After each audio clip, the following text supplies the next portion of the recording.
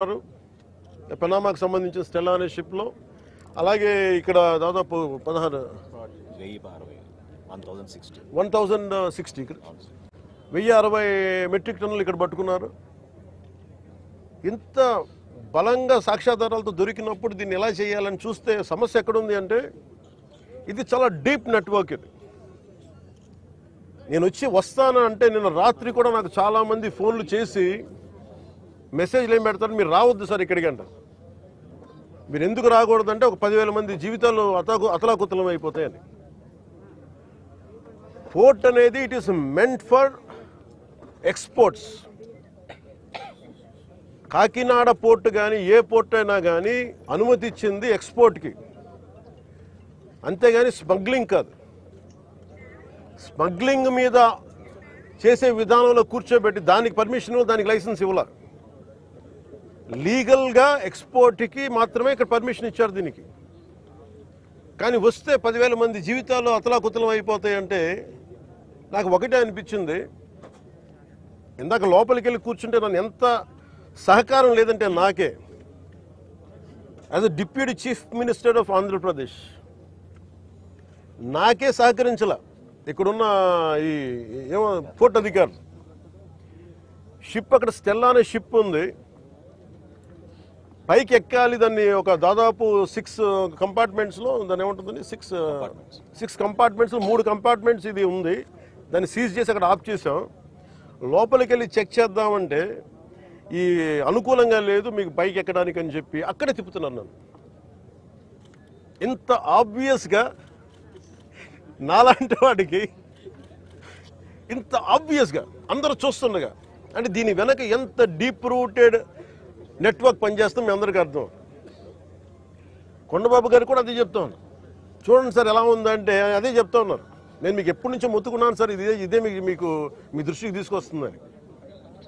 ఇందాక మీకు చెప్పాను, కొండబాబు మనం కూర్చోబెట్టి మనం మెత్తగా ఉంటే సరిపోదు, మనం గట్టిగా మాట్లాడాలి దీని మీద మనం అందరం అని అది చెప్తా ఉన్నాను కొండబాబు గారికి.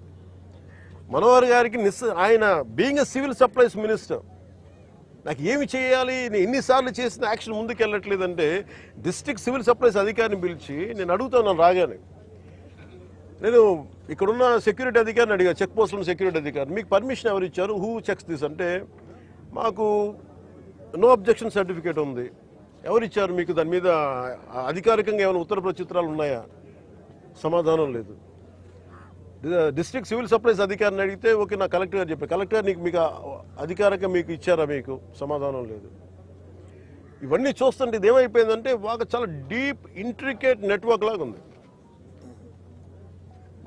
మన రాష్ట్రం మీరు చూస్తే 40,000 terrain South America that from Colombia నుంచి వైజాగ్ పోర్ట్లో దొరికింది. వైజాగ్ పోర్ట్లో ఇది గంజాయికి అడ్డా అయిపోయింది ఆంధ్రప్రదేశ్. నేను లోపలికి వెళ్ళి మాట్లాడి పైకి ఎక్కాలి అంటే తిప్పుతున్నారు, అక్కడే తిప్పుతున్నారు, వెళ్ళనివ్వట్లా. నాకు ఎంత ఆశ్చర్యం అనిపించిందంటే నేను వెళ్ళి కూర్చొని మాట్లాడుతూ ఉంటే మీకు చెప్పా you will have consequences for this అని చెప్పి. నేను మీకు తర్వాత వీడియోస్ కూడా మీకు రిలీజ్ చేస్తాను. లేదు సార్ మీకు రఫ్ సీ ఉంది మీరు వెళ్ళటానికి లేదంటే, నేను చెన్నై నుంచి వచ్చాను, నేను రఫ్ సీస్ నాకు నా ఫ్రెండ్స్ సీమెన్స్ చాలామంది ఉండేవాళ్ళు, చాలామంది స్నేహితులు నాకు మద్రాస్ పోర్ట్లో పనిచేసేవాళ్ళు. ఎప్పుడు సరదాగా తీసుకెళ్తే అలలు పడవలోకి వచ్చి మనకి టగ్ బోట్స్లోకి వచ్చి ఇంకా ఇలాంటి బోట్లోకి వచ్చి కొట్టే సమయంలో నన్ను తీసుకెళ్లేవాళ్ళు సీమెన్. నాకు చాలా ఆశ్చర్యం అనిపించింది.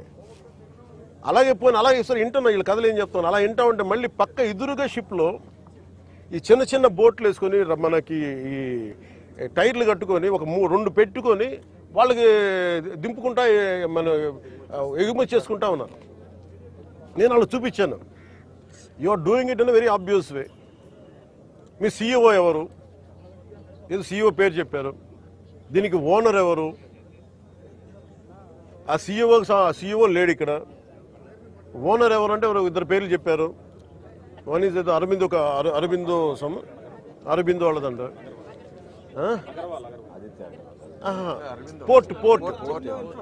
పోర్ట్ ఎవరి కంట్రోల్లో ఉంది? Purely it's not government, it's purely private control port. ఇది స్టేట్ కంట్రోల్ ఉన్న పోర్ట్. ఇది నాకు అనిపించింది ఇలా చూస్తే, లోపలికి వెళ్ళి చూస్తే మన హోప్ ఐలాండ్ చూస్తే అసలు ఏ విధంగా కట్టుదిట్టంగా లేదు. 975 కిలోమీటర్ కోస్ట్ లైన్ ఆంధ్రప్రదేశ్కి. India is going to be trillions of dollar, almost Modi గారు చెప్పిన $7 trillion ఎకానమీ ఉంది దీనికి.